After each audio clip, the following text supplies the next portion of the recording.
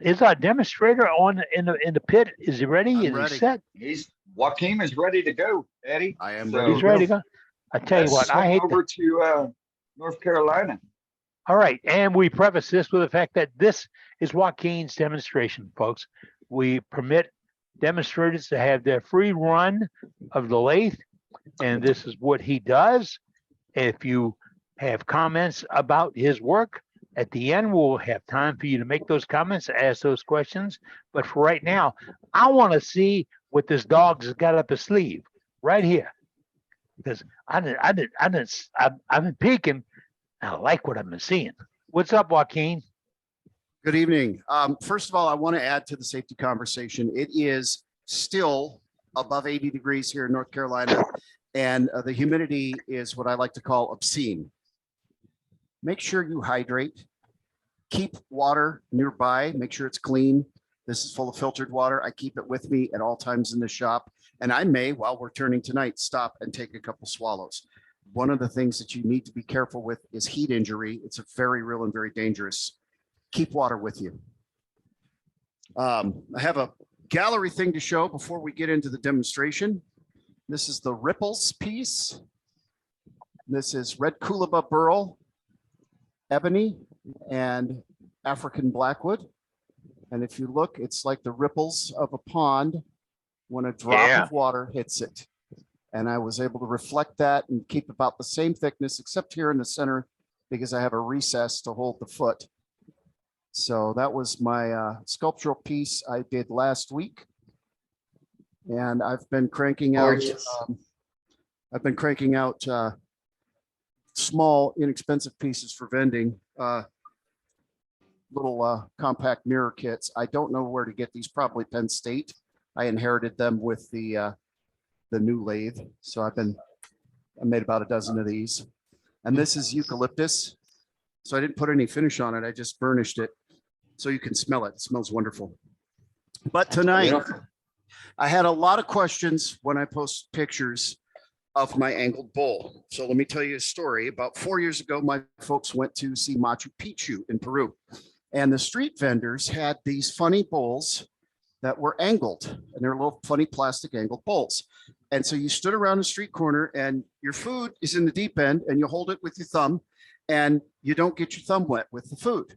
So this is the first one that I made. And if you look, it's got a tenon on the bottom and it's got a fairly flat bottom. And when I made this 4 years ago, I came up with this lunatic jig to get it on a slant on the lathe so that I could cut the rim to the angle. So this was a regular round turn bowl that I then just put in this wildly dangerous jig. I know a little bit more now. I've learned a little bit more and it was dangerous. And then turned it on a jig at the angle and got the rim. Well, I've learned a little bit about multi-axis turning since then. And this is a recent one that I did a couple weeks ago. And it's the exact same concept. Deep end, shallow end. You hook your thumb on the shallow end, your food goes in the deep end. And it's a lot simpler to make. So we're going to make one. Got a piece of walnut chucked up here.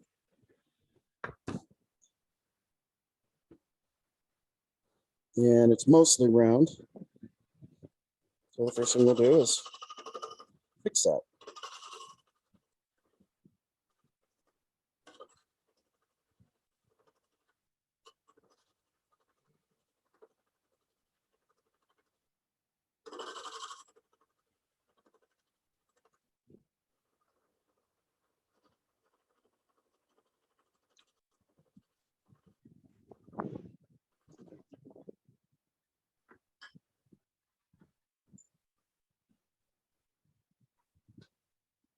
And I apologize for the fan noise, but like I said, it's about 80 degrees.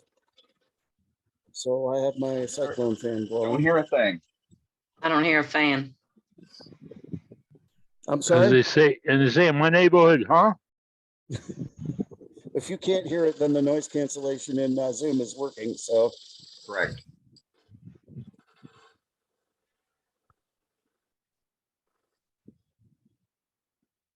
So one of the things that I figured out in redeveloping the design of this bowl is that if you turn it as hemispheric as possible, you don't necessarily want to be an exact hemisphere, but say 1/3 of a sphere, you get the best results as far as your wall thickness and consistency and things like that.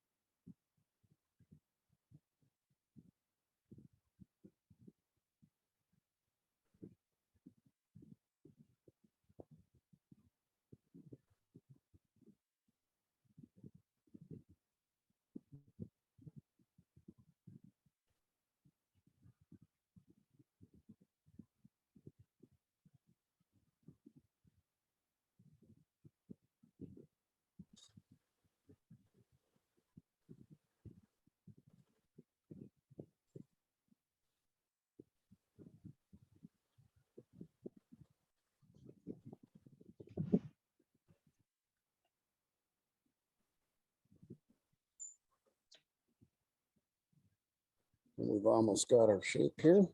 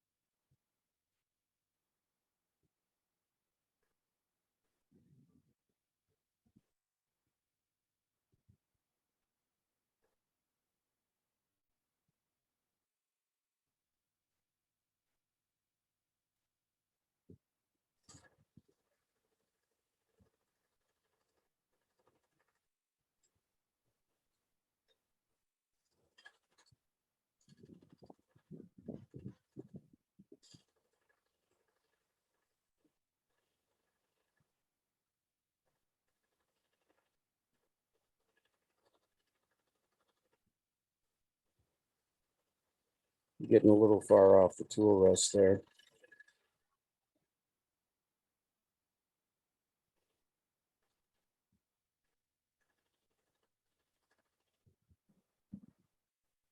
Well, I obviously need to bring this shoulder down a little. Let me sharpen real quick. Never fails. Whenever I want to do a demonstration, I pick the hardest piece of wood I can find. Well, you got to stay with consistent with everyone else. What's that? I said you want to stay consistent with everybody else doing a demo. Right. Get the one with the knots in it. Absolutely. Okay, so we got to take this corner down a little bit more. We're almost completely round. And we're pretty close to balanced. We can probably get past that. There we go.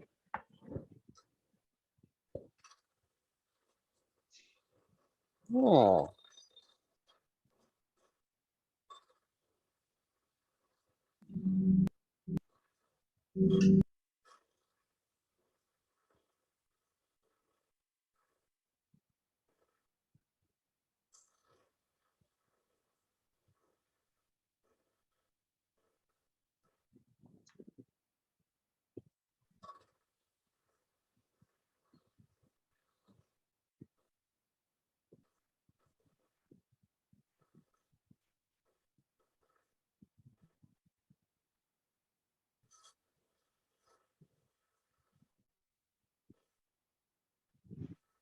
There we go, much better on the shape.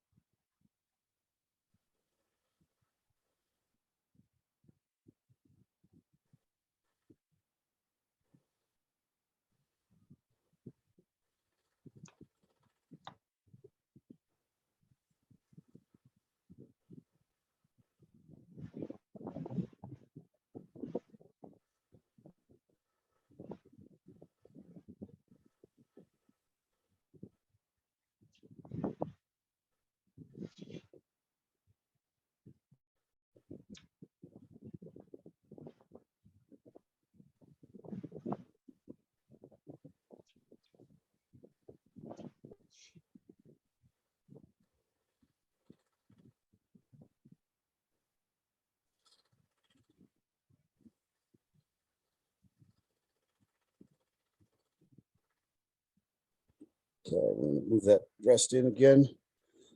We're almost completely round. We need to come in a little bit more here. I lately have been doing a series of bowls for a large order, and all of them have a little hint of a foot, and you can see that coming through. That muscle memory, because I've been turning a bunch of them. Actually, before we do that, we'll go ahead and establish our tenon. So a little trick, if you use the Nova G3, if you set your pencil on top of your 60-degree live center, that is roughly the diameter that you need for the tenon. You can go a little under it, but that's roughly your diameter. So we'll go ahead and establish the tenon, and then we'll fix the shape. I'm just going to come in with my 3/8" spindle gouge as a detail tool here. Get a little dovetail.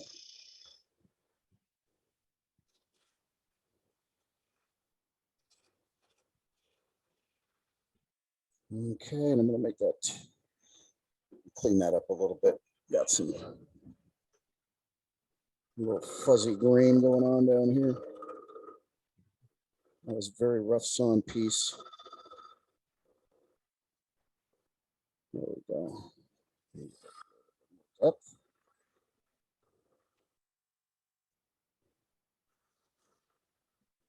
Okay. And now, one thing I will tell you is when you do this, if you're going to do this angled bowl, don't sand yet, because you're going to have to turn the outside of the bowl a second time. And you will understand in just a few minutes.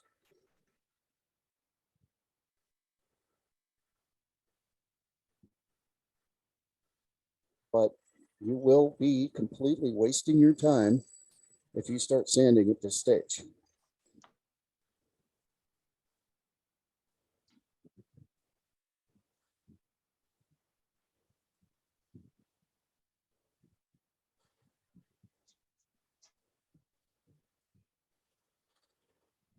All right, let's take a look at the edge. And probably going to take 2 more passes to get there. Let me sharpen one more time. Getting a little torn grain. Although, again, that's more a matter of form because the outside's going to be completely turned again.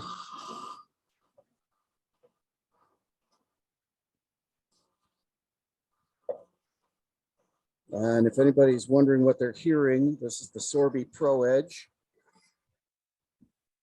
which I really like, but I'm using a Wolverine jig, which doesn't really work well with the Sorby Pro Edge.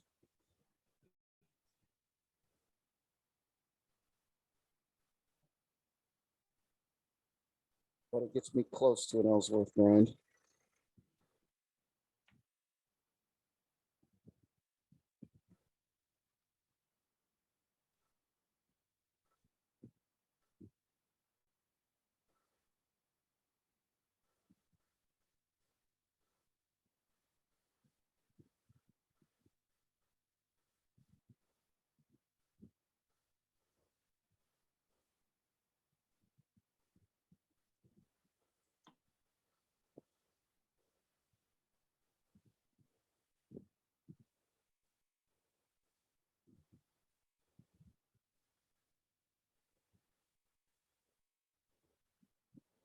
All right, getting a little far off the tool rest up here.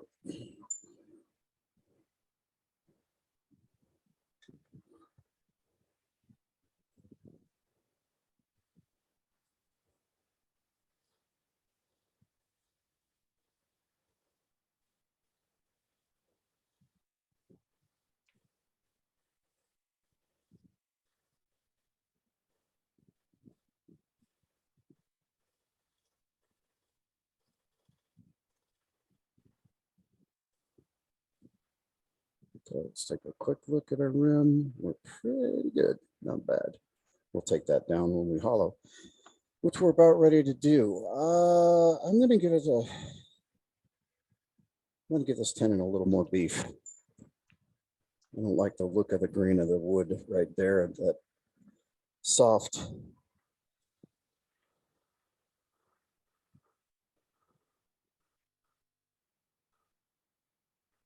That soft sapwood. And this is something you have to use a tenon on this style bowl. I'm sure you could come up with a method of doing it with a recess, but I think we create a whole lot of extra work. Then we use our little 1/2-inch skew as a negative rake scraper and get the dovetail in there. And we're ready to reverse this. Again, anathema to most bowl turners. Why aren't you sanding? Because you're going to return the outside. That's the whole key to this little bowl.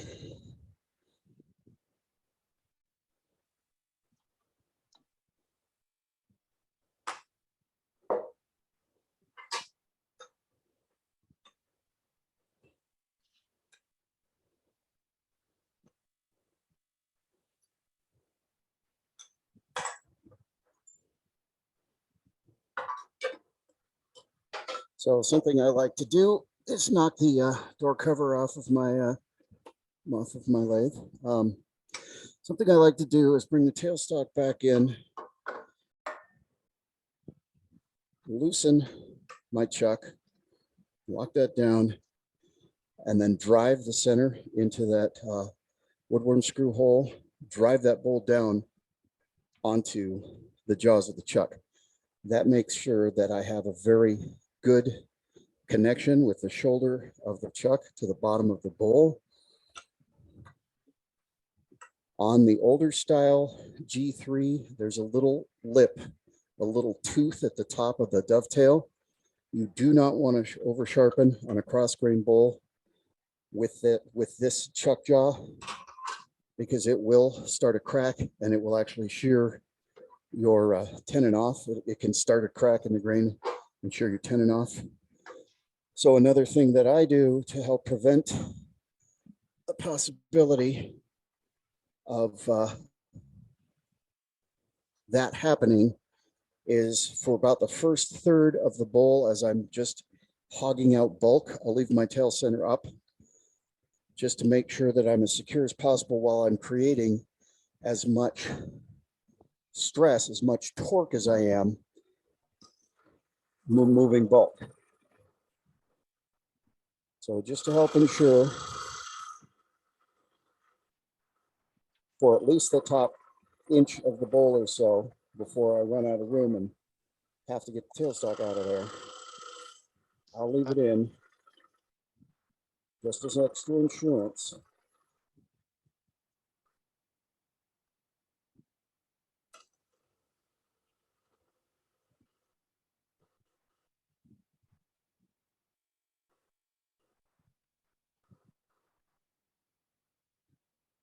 Now, another thing that we need to do while we're right here is round this edge over, nice and easy.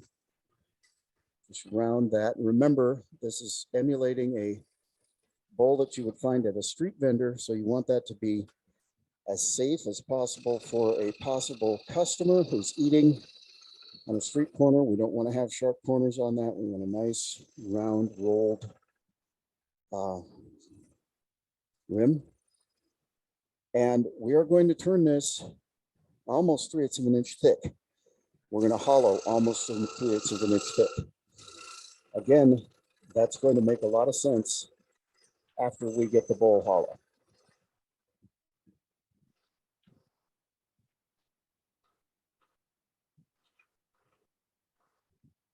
So we're just about to the point where we can't keep that tail center up anymore.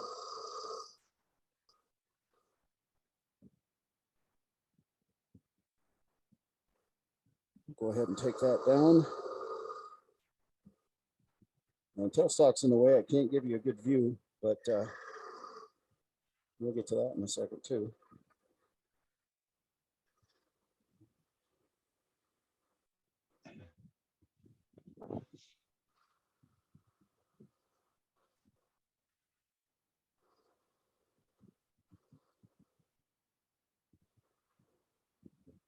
Now this is going to break. We'll get to that 5/16 hole that was for the woodworm screw. And this should just snap off. There it goes. Okay.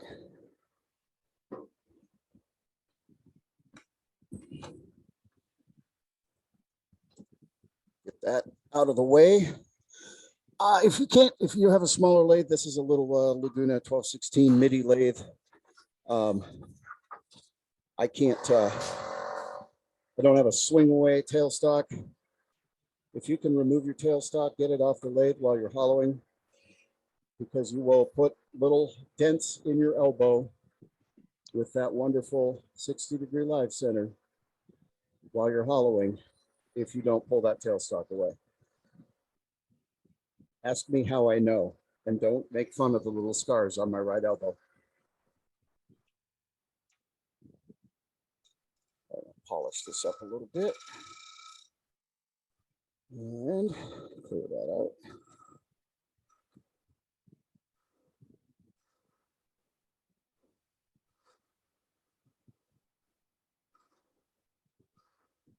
Okay, hopefully I've got the camera set in such a spot that I don't run the tool handle into it. We're going to go ahead and start working on thickness here.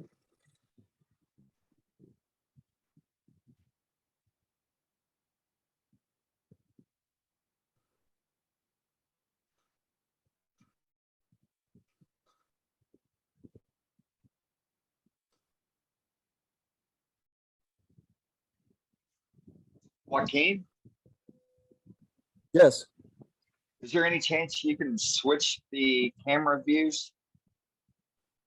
sure.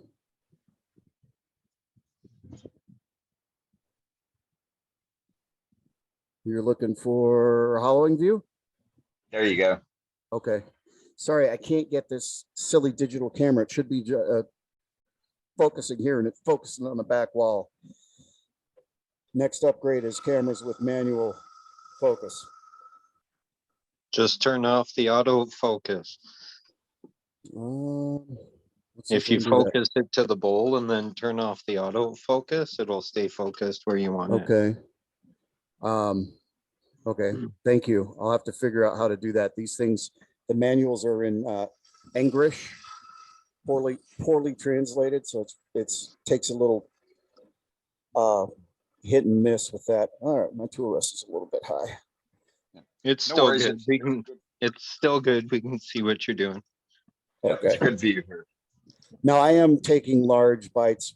Again, we're hogging right now, but something I always tell people is, even though we're taking big bites, we can start to shape our cuts so that the inside wall is parallel with the outside of the bowl. Now, obviously, I can't go straight down. I've got to remove some bulk.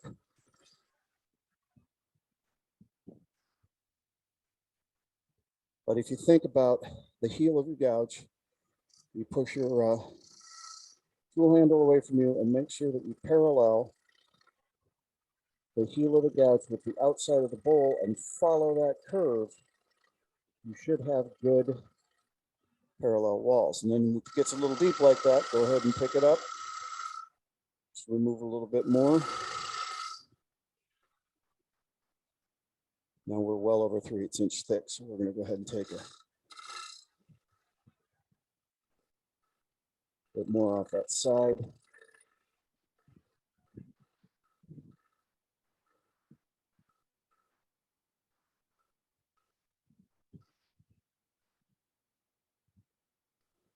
Go ahead and feel where we're at.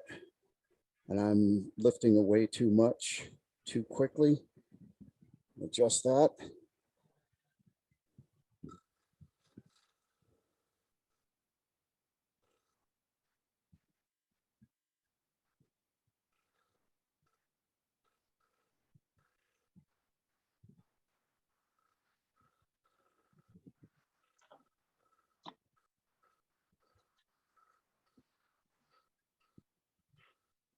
Now again, we're going to turn this fairly thick because we have to turn the outside again, but that first inch is now done. The walls are parallel, and I'm not happy with my rim and bowl, so I'll come back and readdress that real quick. And she crushes the entire theory of the case.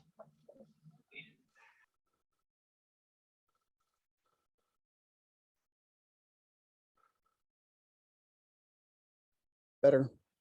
We're sharpen, and we're going to get a couple of finish cuts on that first inch of that rim of that bowl.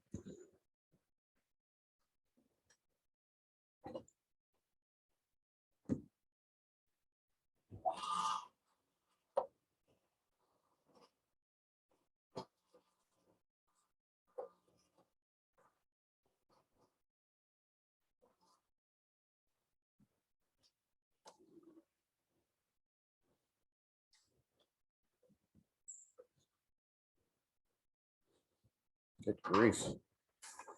This humidity, this walnut is bunching up like a curly hair.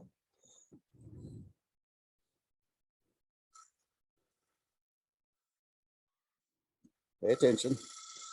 It's so humid right now that Starbond Thick is activating within about 6 seconds of applying it. So I have to be very careful about what finishes and what glues I'm using right now. I actually had to fix and redo a lighter project because my Starbond set with the barrel 3/4 of the way over the lighter. Just locked right up. Okay, so we got a nice round rim. We've got good parallel walls. We'll go ahead and do the next inch of the bowl. We're not going real thin, so we could do it from the center out. But I like to do it the way I do it because for me, I'm able to keep my walls as consistent as possible all the way through the bowl by working an inch at a time. When I turn thin walled bowls, I have plenty of bulk in the center to help prevent centrifugal force from causing some wobbly issues. All right, but we do need to come down about another inch. So again, think about, as you're doing this, what the shape of the bottom of the bowl is going to look like, and make your cuts now so that you're getting a consistent shape. As you work your way out, if you think about it as though you're making your walls. So look, I've got 1.5 inch thick walls,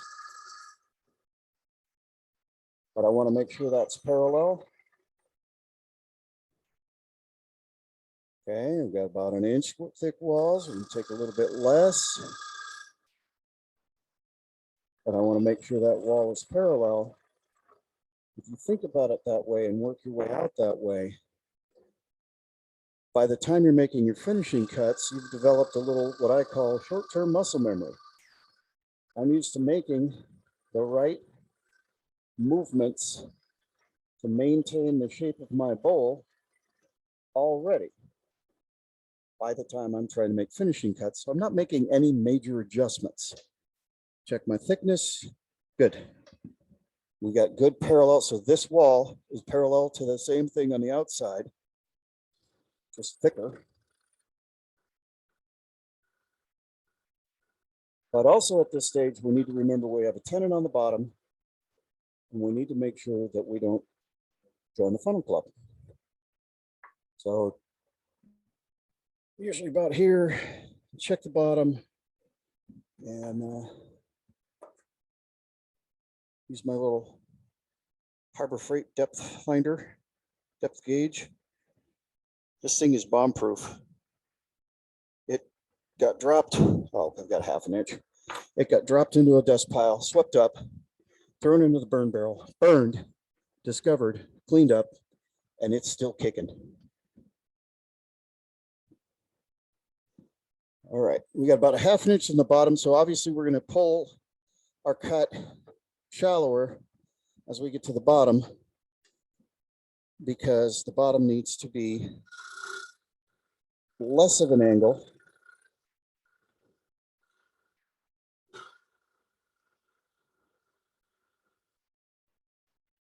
Again, with the exception of the bottom, we're essentially hemispheric in the shape of this bowl.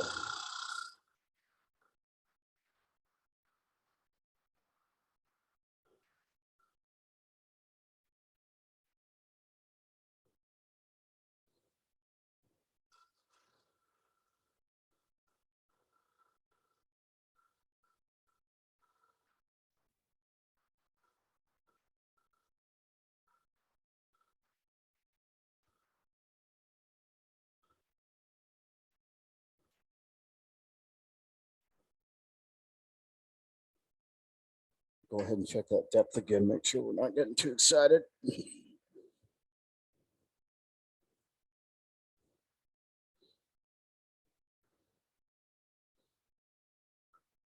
No, still have plenty of room.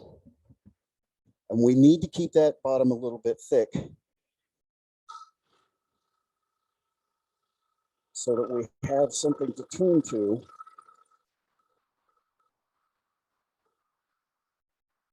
get our angled bowl. So it's a real fine balance right here between continuing that curve and making sure there's enough material when we reverse the bowl again. And I can't tell you a scientific way to figure that out. I can tell you that it just feels like it's going to work.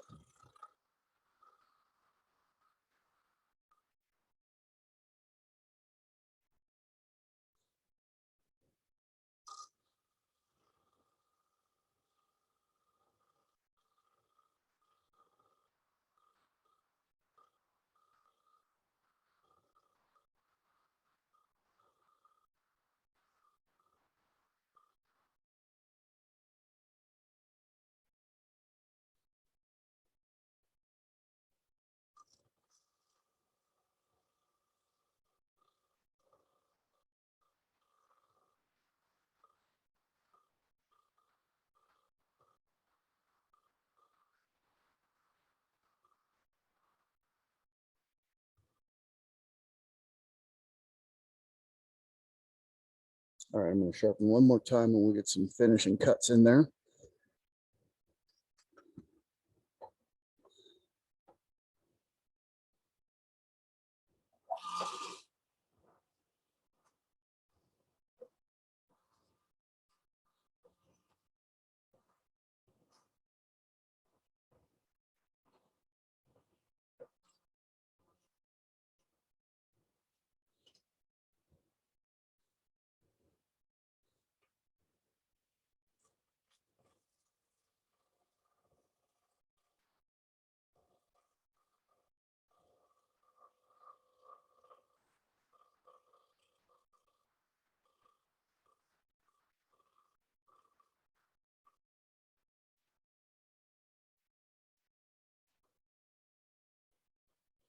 I'll double check our wall thickness, make sure we're consistent. We got nice consistent walls. We're shallowing at just about the right spot here on the bottom.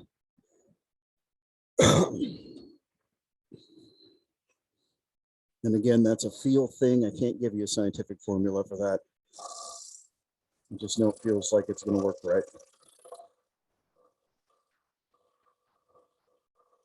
I am exaggerating the wall thickness. You can take it down a little thinner, but it's a really, really fine balance. It really is quite tricky.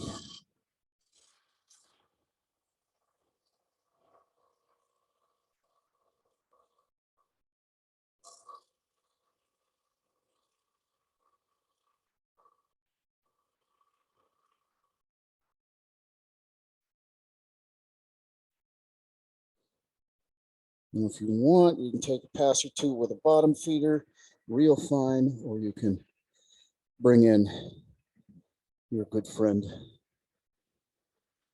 a bowl scraper. Just got those major tool marks there. Okay. Now, basics of a bowl. Hopefully we're all familiar with. Go ahead and sand this up a little bit. Not too much. And this is a fairly new tool. I did send Dane a link to this. Woodturner's Wonders came out with this in January. And this is their Ultra, I think it's Ultra.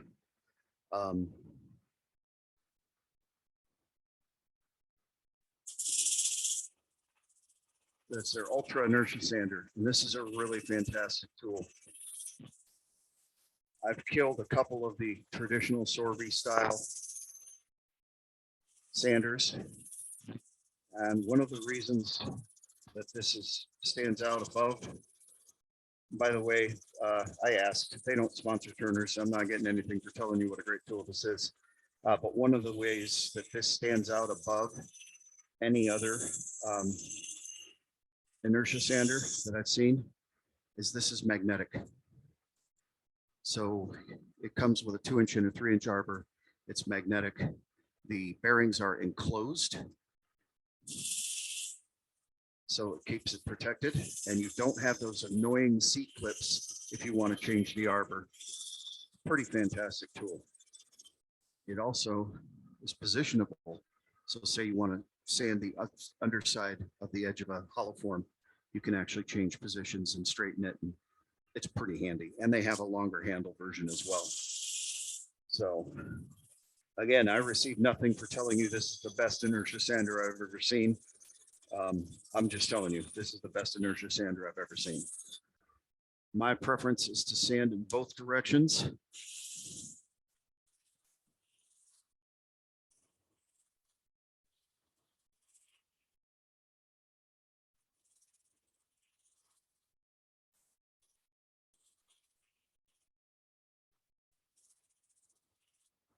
So there's the inside of our bowl. Oh, look at that. It's not a Wookiee. Not sure what it is, but we're not here to watch sanding. So here's the trick. Go to your bucket. We should all have a bucket, as Captain Eddie tells us, of cutoffs and little ends of glue blocks and things that already have tenons on them. And most likely, if you're like me, you've already shaped to fit the bottom of a bowl. Oh, gee, look what I found. And remember that you're using the old version of the G3. So righty tighty or lefty tighty, righty loosey.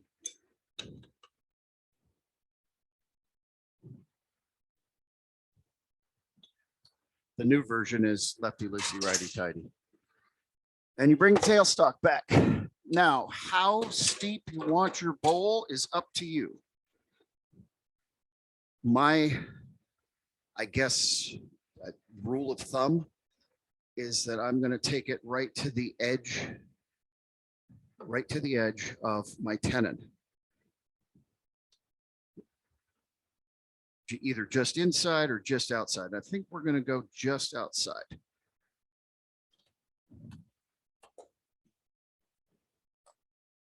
Could we see the overhead? The tailstock's blocking the view. Yeah. Thanks. So there we have the Perfect. angle. Okay, and that's just, I'm not even sure if it's the same as this one. No, they're pretty close because I use the same size tenon. So we're getting about the same angle, okay? So you need to remember we left that bottom a little bit thick so that we have a good strong purchase with our tail center. Slow your lathe down. Get your tool rest in and make sure you have clearance because you are now turning on a different axis. So you want to make sure that you have clearance. And bring yourself up to speed. And you can see we're a little bit off of actually spherical. We've got that edge right there. That's the flat. But we're close to spherical. You can see the shape. We should have enough room. We get past that. Get past that wobble. We should have enough room that we can make our bowl round. So face shield is very important anytime you're off axis. Well, anytime, but anytime you're off axis, you'd better wear a face shield. You might not walk away from it. The first thing we'll do is establish the bottom of our bowl again on our new orientation.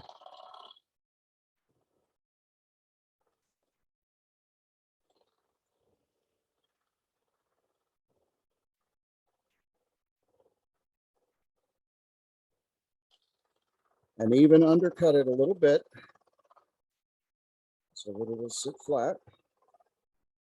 But we want to leave a beefy tenon in the middle there and take a look and see how far we've got. We don't have a full circle, so we want to keep going, but we've reestablished a center. So if you're unsure about the thickness as you're starting to do this, you've established a center again. You've got a good center. So you can pull your tailstock away and check. And we're pretty good. We've got a decent bottom. We've got a little bit of room to work. So we're going to go right back to that center. Check it. Yep, we're dead on. Okay, so don't feel like you can't stop and make sure that you're getting, that you're going to have a good safe bottom on that bowl.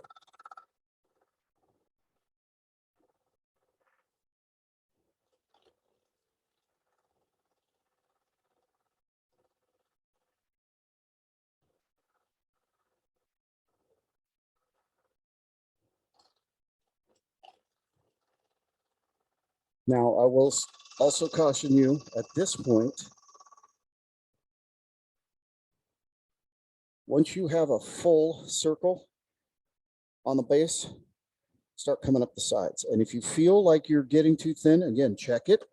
If you feel like you're getting too thin, start turning the sides and bring those sides down to meet your base to get a full circle for the base. So we're going to check again. We still have a little bit of room, so we can 6 of one or half a dozen of the other at this point. We can go ahead and start turning the sides, or we could turn the base some more. I'm going to start turning the sides because I don't want half the bowl to be flat on the bottom. So we're going to go ahead and bring our sides down to give our base the right shape. These little sewing lights are really useful, but they can also be a real pain in the neck. Again, rotate it. Yep, we're good. So we're going to go ahead and start doing our sides. We are not too thin yet, but we could easily get too thin. So again, set it, spin it. You're off axis, so you're going to have some challenges. make sure rotate it by hand. Don't just hit power. Don't just hit go, because you will run the side of your bowl into your tail center. Now we're going to do a little turning of air. So if you can get it up to a decent speed that you're comfortable with and feel safe with, do so.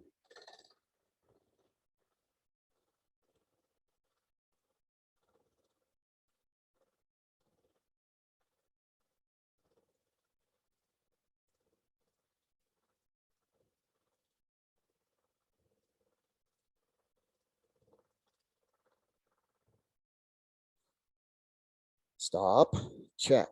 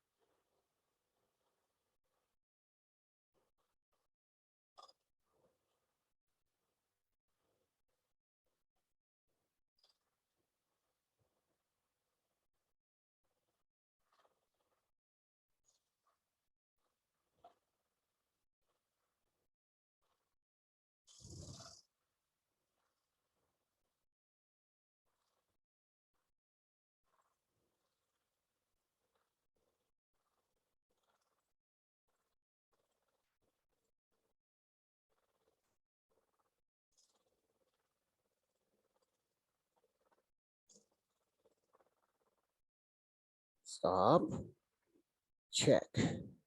We're almost through our tenon. We've almost got our shape. We're just about perfectly round. We have a little tiny bit more to remove.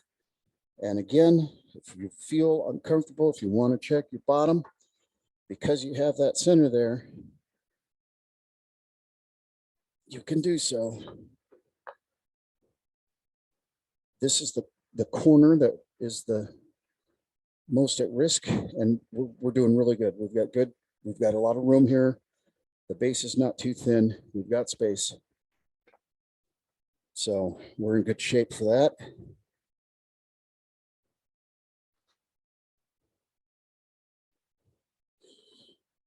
And I'd say 2 or 3 more passes. Excuse me. Let me get some water. Sorry, it's hot out here.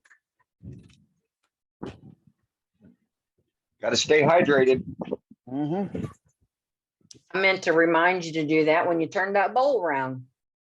But I still- should have. I'm You're thinking what absolutely he's gonna correct. do. I should have. I'm sorry, what was the question? Oh, no question. Okay.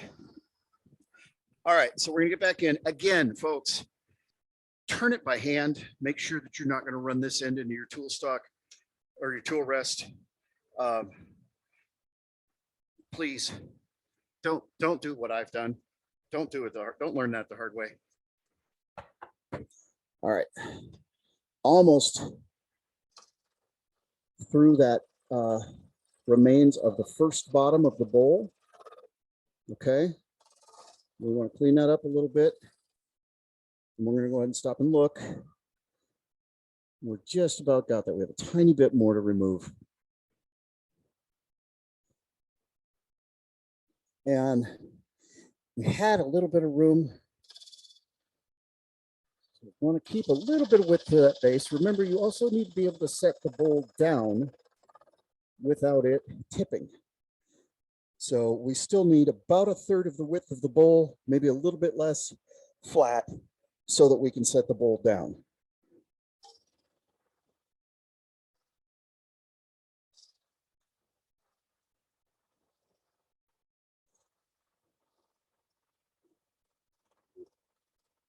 We are turning a lot of air. Just make sure you hold that tool down on the tool rest. You should be fine.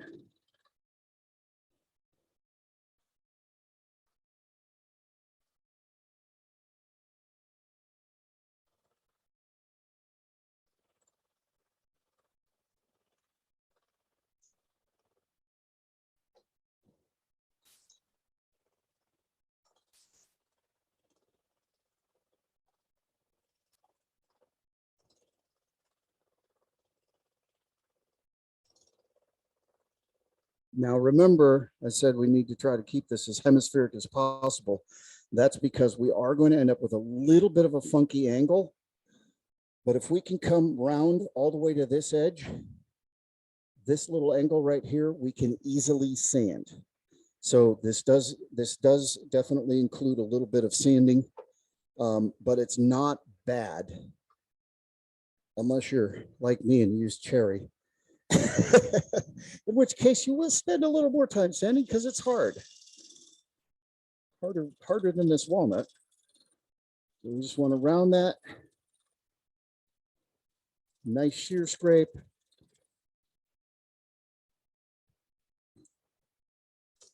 Again, take your time. You can use the negative rake scraper. Well, you can use any scraper if you want. You don't have to do it this way. Do what you're comfortable with. Do what your experience allows.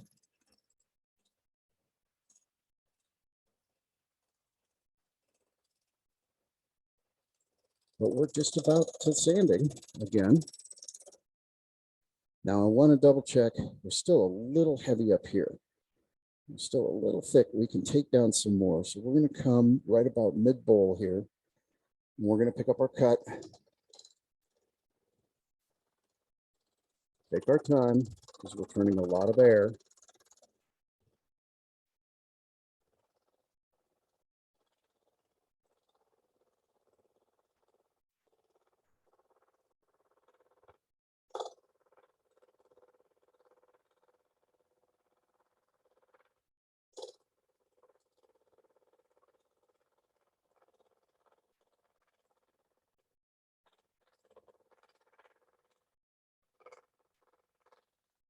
We're right about there.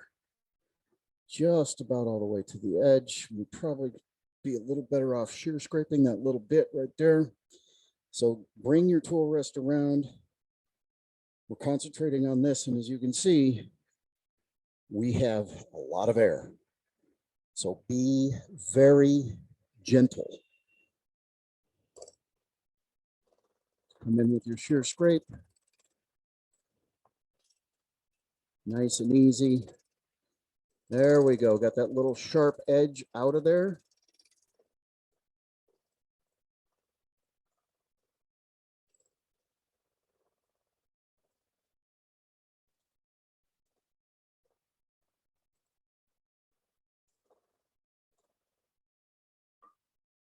Come back around this way.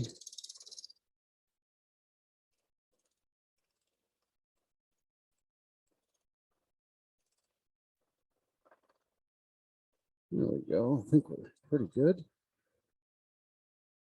Ah, that's what I'm seeing. I keep seeing a little bit of hair on the shadow. It's our little pad here. All right, we're about ready to sand. We're going to have to resort to the 80 grit bowl gouge. It's really hard at this weird cockamamie angle.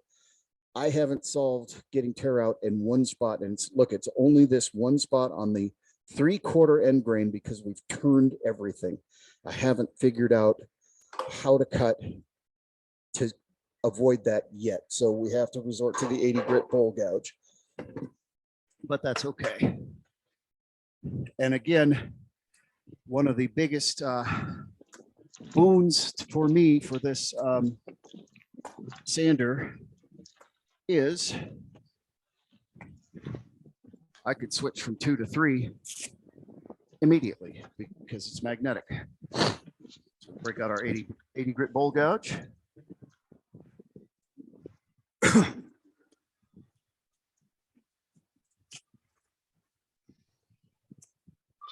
And on the outside with this weird shape, the 3-inch mandrel works best.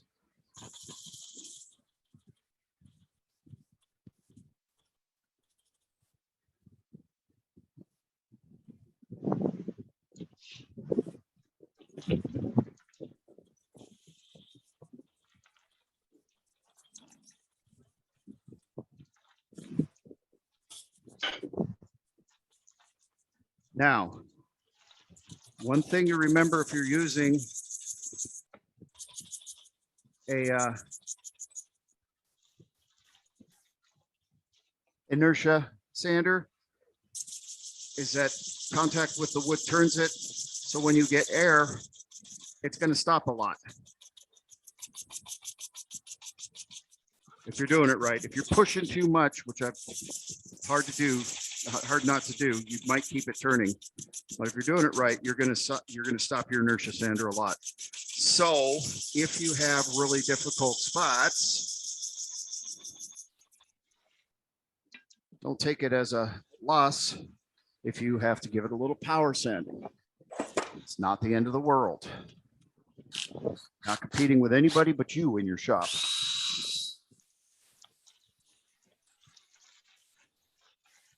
You can get those little weird problem spots.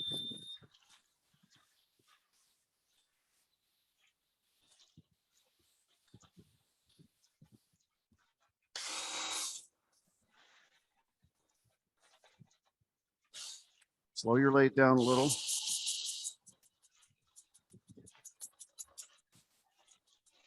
Try to get it so that you're not getting bounce. You should get a fairly decent sanding experience if you're not getting bounce. Go ahead and go in the opposite direction. Also, if you are using power, make sure your drill's turning in the opposite direction that the bowl is turning. That gives you the maximum sanding effectiveness.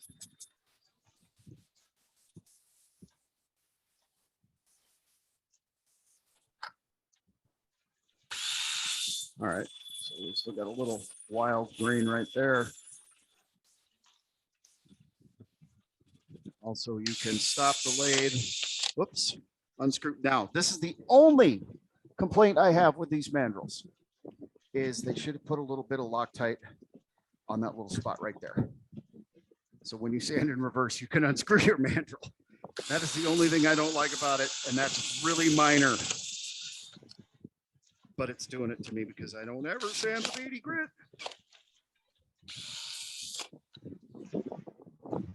Gotta be careful that drill doesn't get away from you.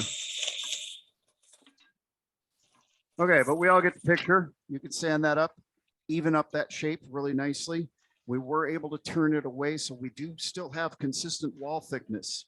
And I'll show you that in a few minutes, but let's go ahead and finish cutting the bottom of the bowl. How are we going to do that? We've got all this weird angle. We've got all this strange stuff. Well, it's really not hard.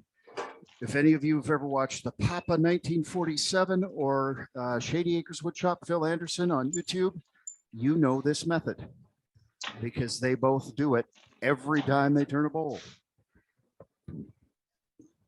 So what we're going to do is we're going to keep the lathe turning in the appropriate direction. We're going to keep it fairly slow, around 600 RPM, 700 RPM, right in that range. We're going to take our 3/8" spindle gouge and use it as a detail tool. And we are going to press, we're going to ride that bevel pretty hard, holding it like this, butt of the tool in the palm of our hand, finger pointing down the tool. We're going to come in. First of all, make sure we have our undercut here. And we're going to start working away that center nub, that tenon, nice and easy.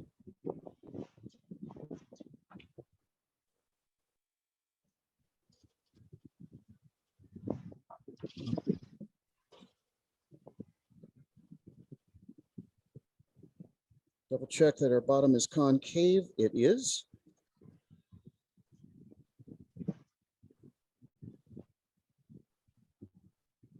Take that down.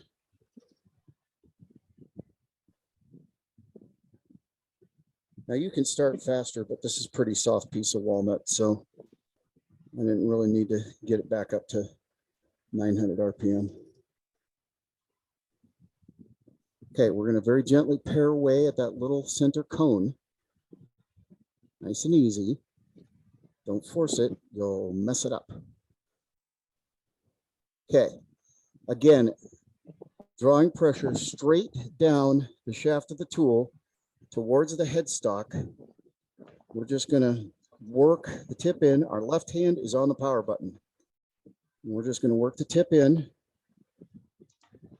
You can take a step back and pare off a little bit more of this material.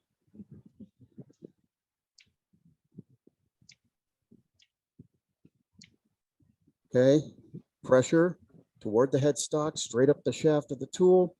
Work the tip in. The instant that little nub stops spinning, stop the lathe. We're through. Now, you are holding the bowl on the headstock with the tool. Get your tool rest out of the way so you don't dent your bowl. If you spent a bunch of time sanding, that's really upsetting.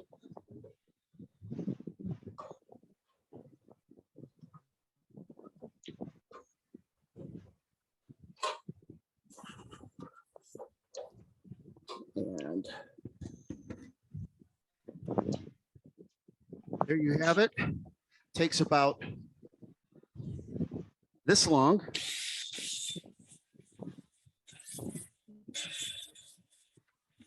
Fix that little nub. Obviously, we would have sanded all the way through the grits. But again, we don't need to demonstrate sanding. And here we have your angled bowl. And the point again for this little street vendor bowl is you're standing on the street corner getting your food. The deep end holds your food. The shallow end holds your thumb, and your thumb dirt stays dry, so you don't get your thumb dirty while you're standing there having your meal. Any Well done, questions? Joaquin. Yeah, I Well have a done. question. I have a Yes, question. I have a question there, Joaquin. Yes, sir. You made mention of running your drill if you were doing power sanding. Now, I power sand the normal way, coming over the top, and then I reverse my lathe, but I've Mhm. never reversed my drill. That's the first I've heard of it. You're supposed to, Well, reverse so it? think about it. I'll show you on here. Think about it. Okay, if the lathe is turning this way, yeah, and I'm turning the drill the same direction as the lathe, although the lathe may be going a little faster than the drill or slower, depending on your drill, right? If I'm sanding in the same direction, you're not I'm sanding. getting less sanding. Yeah, Now, if I stand in the opposite direction, see how much more? yeah. Look, there's material the same direction, right? I'm getting less sanding. Here's material the opposite direction. Look how much I'm pulling off of there. So when you reverse the lathe, same thing. Lathe's turning that way, put the drill in reverse. If I go the same direction, I'm really hardly doing anything at all. But I come in the opposite direction. Holy cow, we're removing a massive amount of material. Hey, It's just thanks. a more efficient way to sand. I've never seen that or been told that. Thank you very much. Phil Anderson, I learned that from Phil Anderson at Shady Acres Workshop. Every time he sands, sand in both directions, make sure your drill's going the opposite direction. He pounded it into my brain. All right, any other questions? I got a question. What Yes. size bowl blank did you start with? I missed that. This one, uh-oh. Now I've gone and done it. Oh, it's over by my laser.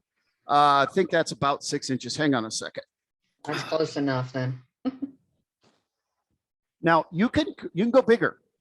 You can go bigger. This I think was 6 inches. Yeah, 6.5. So probably 6 3/4 inches. Sorry, probably 6 3/4. So this one's 6.5 inches across. This cherry one here, I think this was an 8-inch blank.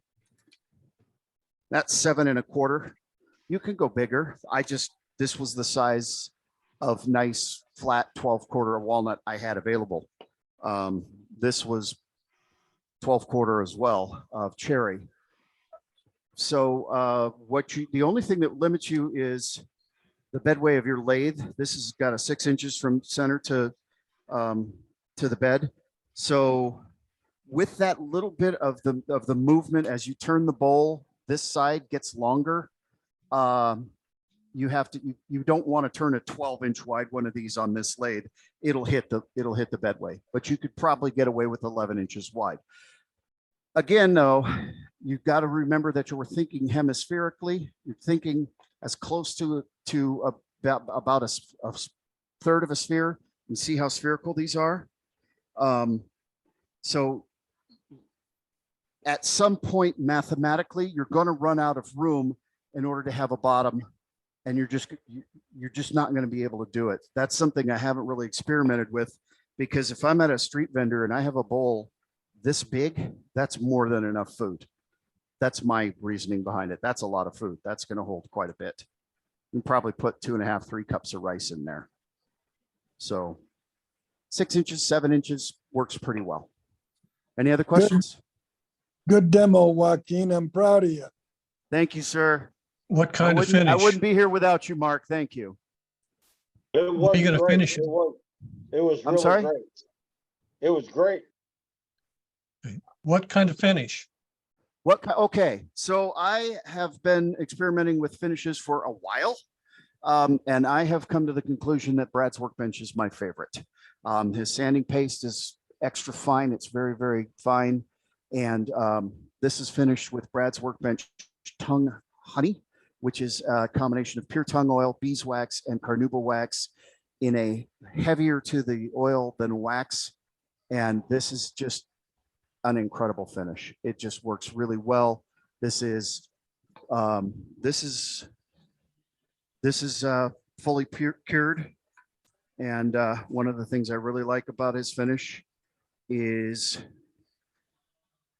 no watermarks. Here, I'll show you from the top. You can see the wax isn't wearing away. There's no watermark. This is a very, very durable finish, extremely durable. I have found it to be my favorite finishing process.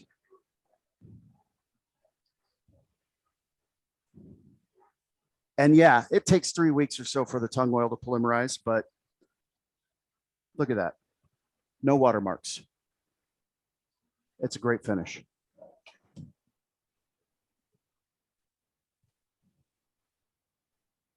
And folks, any more questions for Joaquin? was somebody able to put the link for the sander in the chat? This is at whatturnerswonders.com. And by the way, again, they don't sponsor Turners. I'm not getting anything for telling you this. Their Green Wave sandpaper. This is the Green Wave. It's got a Mylar back. I have to make myself throw this away. This lasts forever. I can use a 50 pack of each grit for almost 4 months. This stuff is amazing. I literally have to force myself to toss it. So I wish they sponsored, because I'll rave about their stuff. It's great. It's great material. It's great stuff. Yeah, currently sold out. I'm sorry. Every time I go live every day on TikTok, and every time I pull this out, 13 Turners ask me where I got it. So I'm probably responsible for that. I've had at least 10 people say, "Oh, I just ordered mine." So sorry. Hopefully they'll make more, because it's awesome.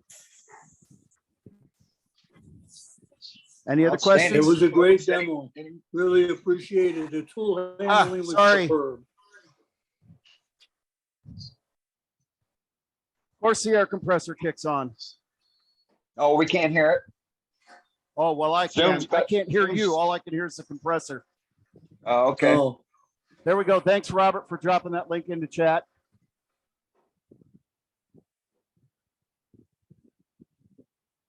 Okay. Any other questions? no, can you hear me now, Joaquin? Yes, sir. That was an absolutely great demo. The tool handling was superb. I loved it. Thank you. Oh, well, thank you. Thank you. Oh, hey, let me mention one other thing. While I've got you here. So I don't know how many of us use Thompson gouges or not, but the grind in here where they cut the gouge is rough. I've found two solutions for that. The Sorby Pro Edge, you can buy a little, what they call it, a honing disc that goes on the end of the motor. And when it's on, you just hold your gouge right here and just feed that inside right along there, and you polish about the first 16th or 32nd inch. So every time I sharpen, the first thing I do is just polish the inside, and then I come back and sharpen, and that takes care of it. The other thing that I've found is just take a piece of 220 or 320 sandpaper, and just roll it like you may have done 20 years ago, and just do this. And you can hone that little lip right there and clean that up. And I get super fine cuts off of this 5/8 inch bowl gouge. Got to do it. Otherwise, you got a serrated steak knife. Yeah, I mean, if you look at it under a microscope, it's horrible. But if you hone this inside edge, but I have found even with my Sorby 3/8, that I find myself doing the same thing, because as you sharpen it, you're still rolling up a burr. That's a problem. If that's even with this, as I sharpen it, that can roll up a burr. So if I come back with 240 or use the honing wheel and just clean that little bit up, it takes care of that little issue.